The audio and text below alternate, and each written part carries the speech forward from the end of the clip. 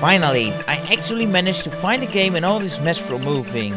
So that means a new video. So what game did I pull out of my major pile of boxes?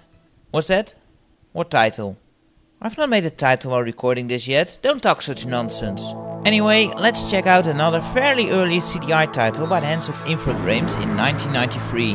Kether, or Kether. Kether? Kiefer? I swear you can pronounce this thing all kinds of ways. But the English dub seems to call it Kether, so we'll just go with that, I guess. This is actually a rather interesting title, as it does try to bring 3 different styles of gameplay to the table to keep things varied.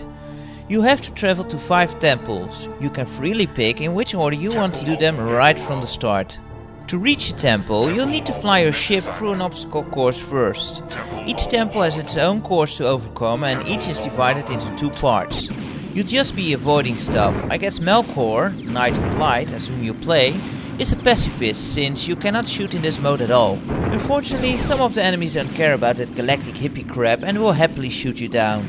On the bottom of the screen you have your energy, which will decrease with each hit. You can regain some by flying through green orbs though. These sections are actually rather enjoyable, and if you haven't noticed it yet, they look stunning for that time too.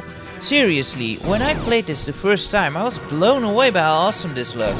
Remember, this came out around the same time as Starwing or Star Fox for those in the US. Now these visuals are all pre-rendered here and it's basically a movie playing, but I didn't know that back then. It just looked amazing, and despite these segments no digital video cartridge is needed, which is pretty awesome. So after the first segment you get some wise words, or just words since they rarely make any sense, from your celestial father, ruler of the hierarchy, creator of light and other such things, but I hear his friends call him Enoi. Look at the star which can save you. You must be master of yourself in all situations. Never doubt your ability to succeed. With each step you take towards the light, new strength is given to you. He does give you one great hint though, and that is look at the star that can save you. Which happens to be the one right on his forehead. Unfortunately he forgets to tell you that little detail, so you have to figure it out yourself. If you die during a flying stage, you will be sent into the black hole of oblivion, where you will find colored stars. Touching one will randomly send you to another stage, but touching the one Enoi had on his head will warp you to the second part of the stage you were on. It's very handy, but also really hard to aim for the star you want, since the screen goes all over the place. This goes for all the stages, by the way. You really need a good dose of memorization to get through them. Once you manage to arrive at a temple, you can basically reset the game and start over, since that's where the fun really starts to plummet. To gain entrance, you'll need to solve a puzzle. Each temple has its own basic puzzle like Memory, Simon or Mastermind. The 5th one has you enter a password, which you need to get from the 4 other temples. So it needs to be done last. Too bad if you flew there and probably died a couple of times along the way, all for nothing. Once you have solved the ridiculously easy puzzles, you get into the actual temples themselves, which have you explore a labyrinth in first person view. You start close to the central room, which has sort of a scoreboard. It's your task to find 5 more rooms in which you find some beings of light who will give you some kind of symbol. Pretty weird stuff. I'm not really sure what's going on, to be honest. It's here that you get to do away with your pacifistical morals and shoot some fools in the face. Only to make them see the light, of course. Of the business end of my laser, that is. You and the enemies move in a tiled maze, but it's not turn-based. Although I did notice that enemies can't move when you shoot, which is a bit weird, but also really handy since they do tend to come out of nowhere. Since everyone moves on this grid and just goes one square at a time, it's a bit sluggish and there are very little animations on the enemies because of this. They either show 3 or 2 spaces in front of you or right in your face, at which point they will start to chew away on you. If you are out of energy, you won't die right away. Instead, you will silently lose a life and continue on a new energy bar. You can replenish your energy, but not your lives, in one of the 5 symbol rooms. It's a basic maze game really, and compared to stuff like Doom, which was also from this time, it looks really primitive. You also only have a small portion of the screen to work with, and the radar is so small it's pretty useless. The jerkiness, crudeness and the excellent atmospheric music do succeed nicely in delivering a feeling of dread, isolation and maybe even a pinch of fright. But it's really not that hard to get through the temples. At first they might be a bit suspenseful, but after a while you'll find that they're really easy and that each temple is pretty much the same thing, just with a different layout. They take pretty long though, and they will feel like a chore over time and are just not fun enough. Once you have all 5 symbols, you go back to the central room where you will get a cryptic message from Etta Corina, the Princess of Wisdom, who will also give you a number to use in the password for the final temple. Serpents of fire appear on the horizon. The stars are losing their colors. Thousands of vessels fill the sky. Oh, right. I haven't told you about the story yet, have I? Well, I really don't know what to tell you, to be honest. It's just such a confusing mess.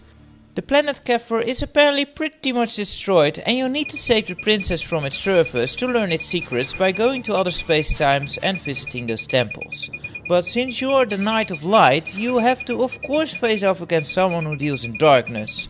In this game, this is the Master of Darkness himself, Gork.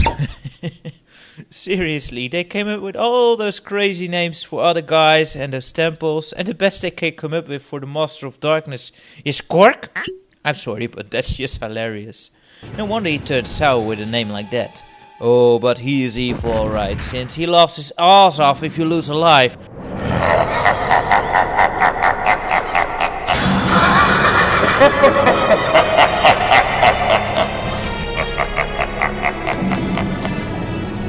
And when you lose all your lives, he mocks you even more, before you disappear or something. I really don't have a clue what's happening to you, but it means game over and sucks. And here we land at my biggest complaint about this game. You get 5 lives to complete the game, and that's it. There are no continues at all. If you lose all your lives, you have to start over from the beginning. This is really unfair, considering how easy it is to actually die. Both in the flying and labyrinth stages, you'll burn through your energy really fast when you're hit. To make matters worse, you can't gain any extra lives at all, but oh, there's more bad news. How about making it even harder by not replenishing energy between levels and stages? The only way you can gain energy back is through the green orbs or one of the 5 symbol rooms. It is so annoying to start a part with just 2 bits of energy left. The controls don't help much either. The CDI is often criticized for having sluggish and unresponsive controls. Well, this game manages to prove it can handle over-responsive controls just fine too. You often overshoot your maneuvers in both the flying and the labyrinth stages. It's really hard to get used to. Also, the flying controls for up and down are inverted. Now, many games do this, but I still think an option should have been there. So that is Kether, an interesting early attempt at mixing multiple types of gameplay together. And did it work? No, not really. None of the things it offers are all that polished, although the flying stages are fun and look amazing and the music does a good job of bringing you into the mood. The other parts are just boring and it's all held together by a story and setting that make no sense whatsoever. Even with the manual it's hard to make out what exactly is happening. I am pretty sure they intended to hide a message in here for us puny humans to respect our planet more and such. Especially when you see the ending, this becomes painfully obvious. But they set it up in such a confusing way, it is completely lost. I doubt many have seen the ending anyway. Not that it's overly hard, but it's just rather tedious. It's not the worst game on the CDI, but it's no golden turd either. Luckily, it's an early title and plenty of copies were made and it isn't all too popular, so it can be had on the cheap. If you get the chance, then I do recommend you check it out, if only for the flying stages. But it's not worth getting a CDI over in my opinion. And that's all for this review. As always, I'd like to thank you all for watching and hope you enjoyed this review. I'll be back soon with another game. Until then guys, take care. Do not place faith in miracles. Use your will to create what you need. You are your own master. Be as one and the force will enter you.